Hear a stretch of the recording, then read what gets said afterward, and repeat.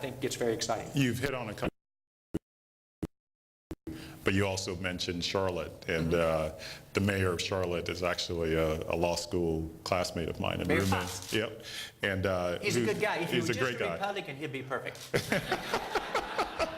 He's a great guy. I'll tell him you said that. Yeah. Anthony is a great I said friend. that to President Clinton the other day, too. You know, being a Republican, it kills me, but my favorite president has been President Clinton. He was over 8 years of 22 million job growth. He has an ability really to see trends of the internet and otherwise. The dots, but And back to your mayor friend. your accent is actually quite similar, actually. I take that very much as a compliment. It is. It is. It was you hosted the Cisco CIO conference a week ago, Yes. and you were talking about innovation and some of the new trends in technology. It'd be useful to get your thoughts on some of the key themes that came out of that and some of the trends that you see coming down the pike. Sure. Maybe go in the sequence you raised at the Clinton Global Initiative. With Mayor Fox, he took the lead. The power on a lot of the emissions issues and the issues of making it a better planet to live in and to do this constructively, the majority of emissions happen in cities. And it's actually where the mayors, whether you're in Chongqing in China or Charlotte here or Amsterdam, excuse me, that have the most influence over it. And in the US, we got tangled up in the debate about if we do smart grid, if we do smart energy control, if we do that, it's going to also result in a lot of lost jobs. And both sides had points that I think were fair, but neither side was very effective in saying, painting a picture for where we need to be 5 or 10 years out. So this is where public-private partnerships came into view. The mayor of Charlotte that shows people how to do this. I'll bet my future on it. That's what Mayor Fox did. He had the civic leaders, both from business and labor and others, say this makes sense. He then brought in Duke Power, the major energy provider in the area, and Cisco to say let's build a smart city with 90% of the commercial real estate and do it, this took courage, in a geography that had 13,000 energy workers. Wow. And was one of the top 5 banking centers in America with Bank of America, Wells Fargo, Wachovia there. And together we could do things that none of us could have done separately. Yeah. Now the power is public-private partnership. The biggest productivity driver for this next decade will be around video and collaboration. And I'm going to transform over. What you do is if Charlotte say, but what about the job impact? Did you get the business results? We're going to do both. But it required groups who have traditionally not worked together. If you think about what drove the Industrial Revolution, to one of the key takeaways at the CIO conference, as simple as it sounds, it was literally the automotive industry taking work and bringing work to the worker on an assembly line. That completely transformed how things were built.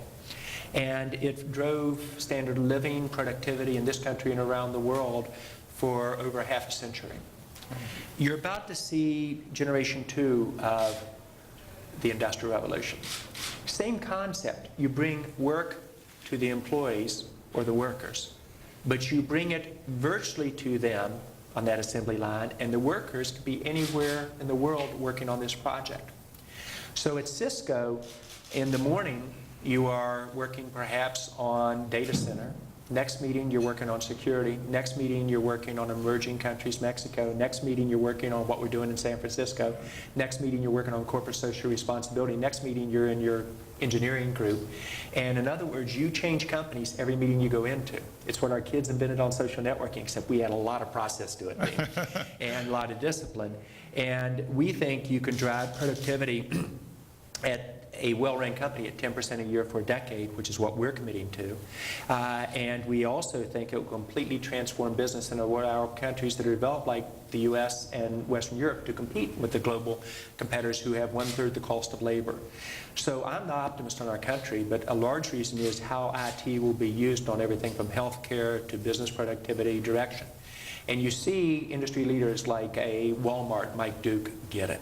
You see industry leaders like Jeff Immelt at GE understand what's possible. You suddenly see this occurring with government leaders around the world. So these concepts that we talk about and get excited about in high tech, virtualization, cloud, collaboration, the power of video, social networking, you don't frame it that way. You frame it with how do you transform the way you do business, how you do healthcare, how you do government. And the government leaders and business leaders sense that there is a tipping point starting to occur. And so it's how do we as IT people not talk in our language, but how do we identify with this is what we can do for job creation. This is how you can transform a country in terms of its industries.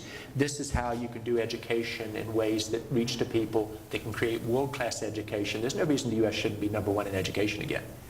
The only thing that's between us and doing that is our own innovation and our willingness to change and have the courage to do it. And there's no reason America can't lead again in business, although at the present time, we are not only not leading, we're sliding rapidly in terms of that. And you see it in our job creation. So I think what you see is IT leaders now talking business and government terms.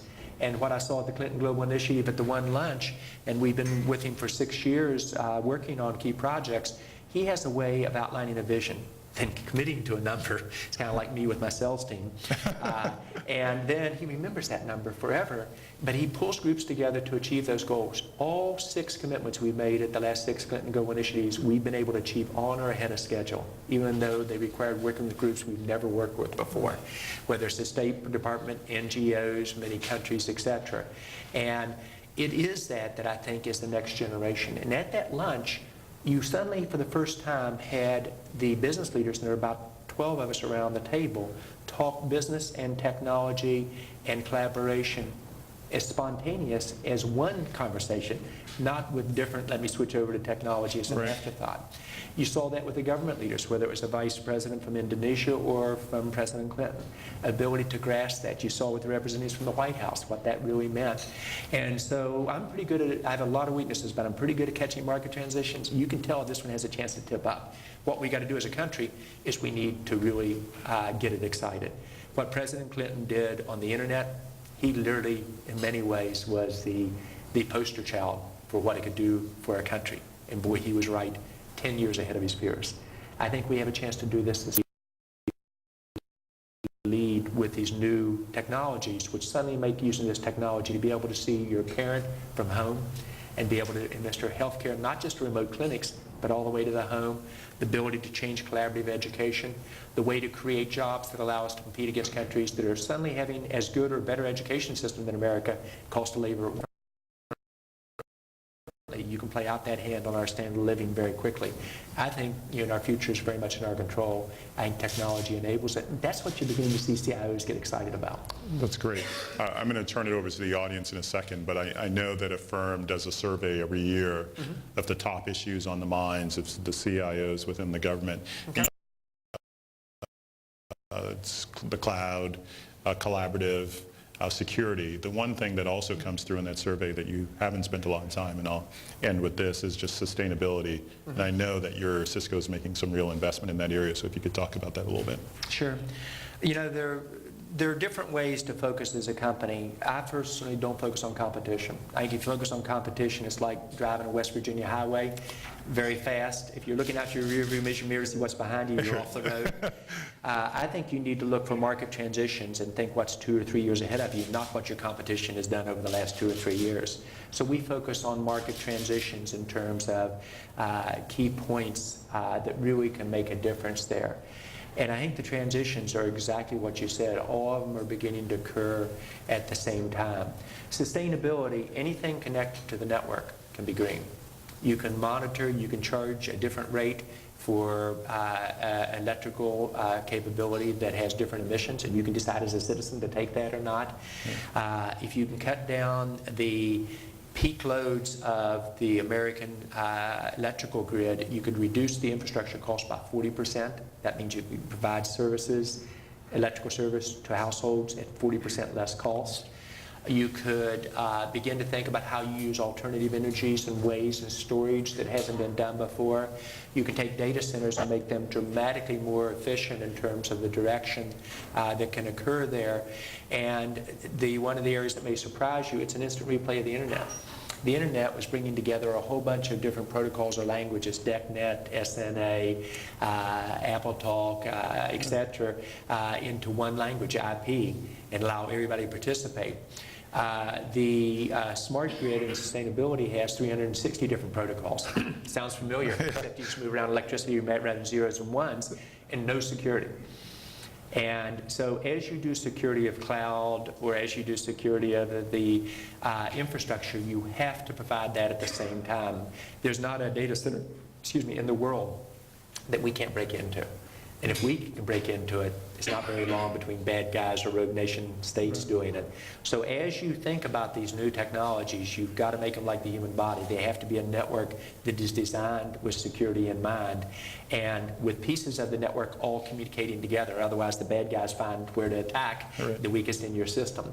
So I do think sustainability is within our grasp as a world. I think we need to learn how to discuss it in ways of the and, rather than talking at each other non-constructively. How do you provide sustainability and create a better planet and reduce the emissions and create jobs? And I think it can be an and then businesses have to be able to lead with examples. Complement Charlotte, Duke Energy. Complement Florida Power and Light, what's occurring there. And it requires business and governments working in ways they never have before. Why shouldn't GSA be the best example of the world on sustainability across all the government buildings? Not that difficult to do. Right. And couldn't you find public-private partnerships a way of doing that very uniquely as an example? Why shouldn't the leaders here in Washington communicate with their citizens through a high-definition video capability? That's how we run our company. My travel budget went from $750 million to $300 million, and our time with customers tripled. I speak to the leaders in Russia, in Jordan, in the United Nations by video capabilities. Why shouldn't we live by example as a country do it in our own political life? And once you get used to it, it's actually more effective than being there. Right. I love the way that you talk about all of these issues as an integrated whole. You know, Yes. this is sustainability, yeah, as opposed to disparate elements all standing out by themselves. It's really insightful. All right, we'll take some questions from the audience. Anything's fair game except how's my quarter going or who are we buying next? Anything else is fair.